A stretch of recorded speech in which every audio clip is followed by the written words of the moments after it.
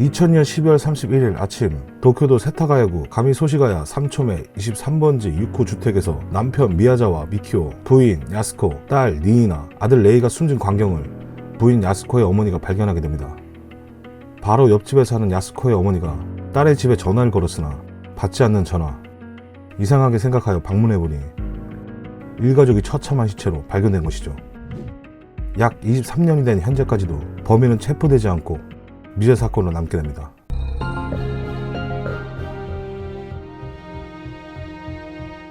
미야자와 가족이 살던 곳은 카미소시가야 3번지에 위치했는데 특이하게도 바로 옆집과 딱 붙은 형태로 지은 2층 주택이었고 이 옆집엔 부인 야스코의 친정 어머니와 언니 부부가 살고 있었습니다.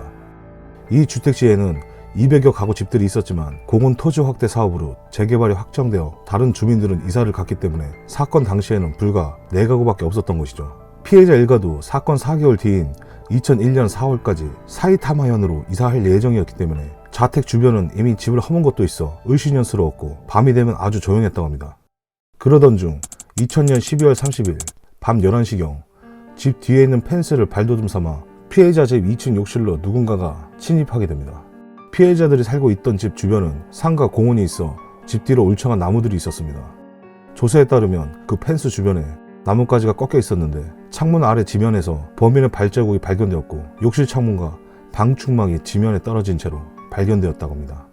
범인은 2층으로 침입하여 2층 방에서 자고 있던 아들 목을 졸라 죽인 후 2층의 소란을 듣고 1층에서 달려온 아버지 미키오에게 범인은 달려들어 지니고 있던 칼로 무참하게 찔렀고 이 와중에 지니고 있던 칼날이 앞날이 부러지게 됩니다. 범인은 그로 인해 자신의 칼에 오른손을 찔려 상처를 입고 피를 흘렸고 미키오를 살해한 뒤 사다리를 타고 3층으로 올라가 잠자던 부인과 딸을 한꺼번에 공격하기 시작합니다. 그러나 이미 끝이 부러지고 휘어버린 칼로는 제대로 공격하기가 어려워 다시 2층 주방으로 내려와 시카를 찾는데 그 사이 경상을 입은 두 모녀는 도망치고자 사다리를 내려오다가 범인과 마주쳐 마구잡이로 난도질을 당해 사망해버립니다. 특이하게도 범인은 지니고 있던 회칼을 찌를 때 일반적인 살인사건에서와는 달리 위에서 아래로 찌르는 방법을 사용했던 것입니다. 즉 칼을 역수로 쥔 채 내리찍는 방식으로 범행을 저지른 것이죠. 범인은 범행 후 자택 안에서 일가족의 물건들을 사용하고 생리활동을 하는 등 극히 대담하고 엽기적인 행동을 보입니다. 일가족을 살해한 뒤 피해자의 자택 냉장고에서 플라스틱 용기에 든 음료와 멜론 아이스크림 5개가량을 꺼내어 먹은 흔적이 발견됐고 오른손에 상처로 생긴 출혈을 자택에 있던 생리대를 이용해 출혈을 막는 방법을 쓴 것입니다. 그리고 자택 화장실에서 대변을 봤는데 물을 내리지 않고 대변을 그대로 남겨두었습니다. 거기에다 2층 거실 소파에서 수면을 취하고 1층 서재에 있던 컴퓨터로 아이스크림을 먹으며 영국표 예매를 시도한 흔적까지 보였습니다.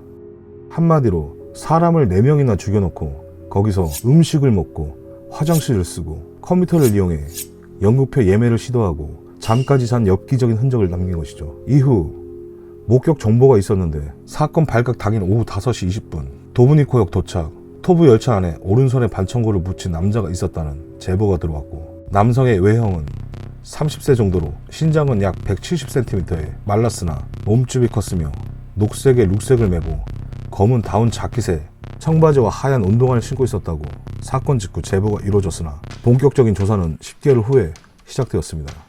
조사 결과 남성의 부상은 오른손 뼈가 보일 정도로 깊은 상처가 나 있었고 그는 아사쿠사발 쾌속 열차에서 승객 20명과 함께 하차했으며 역 사무실에서 역무원에게 치료를 받은 것으로 확인. 상처의 원인을 묻자 열차 안에서 칼을 떨어뜨려 손이 베었다고 답을 했다고 합니다. 그 정도 상처였다면 열차 안에서 혈흔이 발견됐어야 하지만 혈흔은 발견되지 않았다고 합니다. 단순히 칼을 떨어뜨려 베인 정도로 큰 상처가 생길 리가 없으니 역무원에게 거짓말을 한 것이죠. 여기서 감식한 결과가 터무니없는 가능성이 나오기 시작하죠. 일본 경찰이 감식한 결과 범인은 한국인일 가능성이 있다고 보고합니다. 이는 범인이 신고 있던 신발이 한국에서 한정 판매품이었음을 비롯해 힙백이나 모자 등 범인의 유류품은 한국 제품이 많다는 이유 때문이었죠.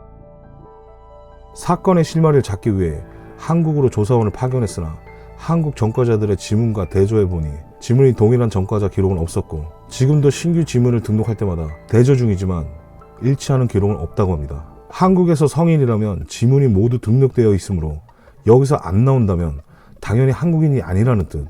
그러나 일본에서 지금도 한국의 지문 정보를 제공하지 않는다고 엄포를 하고 있으며 한국엔 반일 감정 때문에 범죄 용의자 지문 정보를 제공하지 않을 이유가 없거니와 사건이 일어나 2000년에는 이미 일본에서 외국인이 입국할 때에는 지문 날인을 했기 때문에 저 주장대로라면 한국에 부탁할 것도 없이 자기들 출입국 기록만 대조해봐도 되는 것이죠.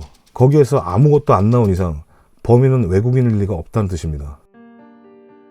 심지어 일본 경찰에서는 범인은 젊은 남자인데 일본의 젊은 남자는 칼 쓰는 법이나 지혈법을 모른다며 한국은 징병제나 대부분 칼 쓰는 법과 응급치료법에 익숙할 것이다 라는 것을 범인이 한국이라는 근거라 내세우고 있다고 하는데, 사실상 일본 경찰이 자기들의 무능함을 한국 정부 탓으로 돌리고 있는 것입니다. 당시 징병제를 실시하던 나라는 아시아에 한국 말고도 대만도 있었고 일본에는 직업적으로 칼 쓰는 법과 응급치료법에 익숙한 사람들이 잔뜩 있었다는 것입니다. 더 황당한 것은 미해결 사건의 범인을 추측하는 아사히TV의 TV의 힘, 일본에 대해 전혀 모르는 미국의 초능력 조사관을 불러 용의자 몽타주를 그려보겠는데 얼굴의 형상이 광대가 일본인 얼굴이 아닌 한국계 얼굴이라는 주장이 나온 것입니다. 빨간 자막이 일본인이라고 생각할 수 없는 한국계 얼굴이라는 뜻입니다. 유류품으로 남겨진 힙색의 한국제라는 이야기가 있었으나 간토 지역의 할인 매장에서 판매되었다고 확인되었습니다. 경시청 공식 발표문에는 힙색과 모자가 한국제라는 말은 없다면서 이 사건이 입소문을 타고 돌면서 루머가 더해지며 생겨난 많은 오류 중에 하나라고, 범인이 남긴 많은 유류품들 중 한국 제품이라고 공표된 것은 슬래진저 테니스와 하나뿐이었다고 합니다. 경시청은 2007년 현 사건의 유력 정보를 제공하는 자에게 현상금 최대 300만 원을 내걸었으며 사건 조사를 협력하는 모임이라는 사적 단체에서 최대 2천만 원, 현재 환율 약 1억 7,500만 원의 현상금을 내걸었는데 이는 일본 현상금 사상 최고 금액이라고 합니다. 현재까지 경시청은 조사원을 연 인원 23만 명이나 투입했고 지금도 38명이 매달려 있죠. 또 사건 현장은 사건 전 토지 확대를 위해 철거될 예정이었으나 사건이 일어났기 때문에 계획이 흐지부지 되었고 주변 주택들이 모두 허물어진 지금도 사건 현장은 허물어지지 않고 그대로 남아있다고 합니다.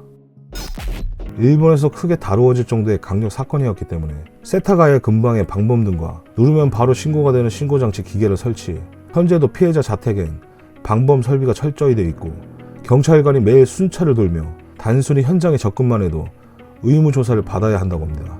그리고 사건 이후 유족들은 일본에서 일어난 강력범죄 사건의 유족들과 함께 공소시효 폐지를 위한 살인사건 피해자 유족 모임 통칭 소라노카이를 결성했고 2010년 살인죄의 공소시효를 폐지하기 위한 형사소송법이 설립되어 해당 사건 및 과거의 미해결 사건들도 시효가 폐지되는 결과를 이루게 됩니다.